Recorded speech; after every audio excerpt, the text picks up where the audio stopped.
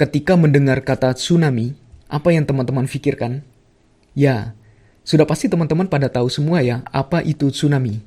Tsunami yang sering kita dengar adalah naiknya permukaan air laut secara tiba-tiba.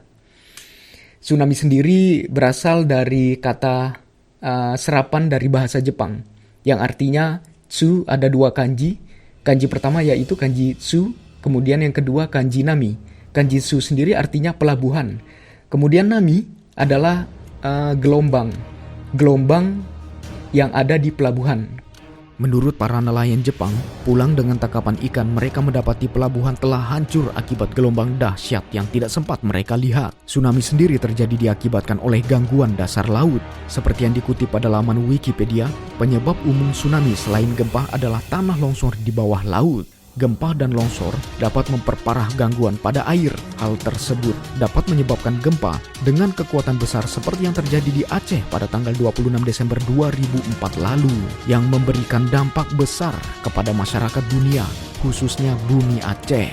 Gempa dengan kekuatan 9 magnitudo itu sedikitnya memakan 250.000 korban jiwa di 14 negara terdampak. Kemudian penyebab tsunami lainnya adalah aktivitas vulkanik, terutama dari gunung berapi yang berada di dekat atau di bawah laut. Aktivitas itu dapat terjadi letusan besar yang menghancurkan pulau gunung berapi di tengah laut, menyebabkan air bergerak mengisi wilayah pulau tersebut dan memulai gelombang besar.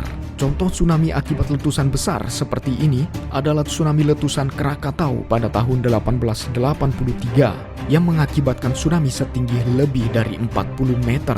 Lokasi gunung berapi di laut juga menjadi faktor tersendiri. Ketika meletus, gunung mengeluarkan berbagai material bumi. Nah, material yang berada di gunung dapat berhamburan ke arah pantai dan dapat menyebabkan tsunami. Pada hari Sabtu tanggal 15 Januari tahun 2022 kemarin, Jepang dilanda tsunami imbas letusan gunung berapi bawah laut di Tonga. Seperti dilansir Japan Times, pantai Pasifik Jepang dihantam gelombang setinggi 1 meter pada tanggal 16 Minggu waktu setempat. Usai terjadi letusan gunung berapi bawah laut di Pasifik Selatan pada hari sebelumnya, sebanyak 22 perahu terbalik, tenggelam, atau hanyut di prefektur Kochi. Sementara itu, 5 perahu terbalik di prefektur Tokushima dan 1 di prefektur Mie. Japan Airlines juga membatalkan 27 penerbangan di bandara di seluruh negeri imbas gelombang yang terjadi.